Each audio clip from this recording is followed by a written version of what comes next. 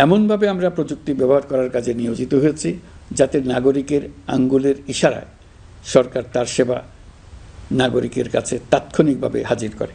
তা নিশ্চিত করার জন্য আমরা সেবা দিতে চাই প্রযুক্তির মাধ্যমে, সরকারি অফিসের মাধ্যমে নয়।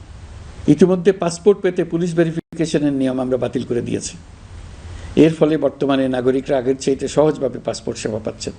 পুলিশ রিপোর্ট প্রাপ্তির নিয়ম বাতিল করার পর এই পর্যন্ত 70,000 নতুন পাসপোর্ট, যা বহুকাল ধরে পুলিশ রিপোর্ট আসার অপেক্ষায় আটকে ছিল, তা দ্রুত আবেদনকারীদের হাতে পৌঁছে দেওয়া হয়েছে। পাসপোর্ট প্রাপ্তি সহজ করার জন্য আমরা পুরনো পদ্ধতি বাতিল করে ইলেকট্রনিক পাসপোর্ট প্রচলন শুরু করেছি। এর ফলে দ্রুত পাসপোর্ট দেওয়া সম্ভব হচ্ছে। দেশের অভ্যন্তরে পাসপোর্ট হোম ডেলিভারি দেওয়া সম্ভব হচ্ছে। আগামীতে সকলেই ঘরে বসে পাসপোর্ট পাবেন, এটা নিশ্চিত করার চেষ্টা করছে। পাসপোর্ট দেওয়ার দায়িত্বে নিয়োজিত কর্মকর্তারা অত্যন্ত উৎসাহ সহকারে দ্রুত এসব পরিবর্তন আনার ব্যাপারে এগিয়ে আসছেন দেখে মনটা আনন্দে ভরে যায়।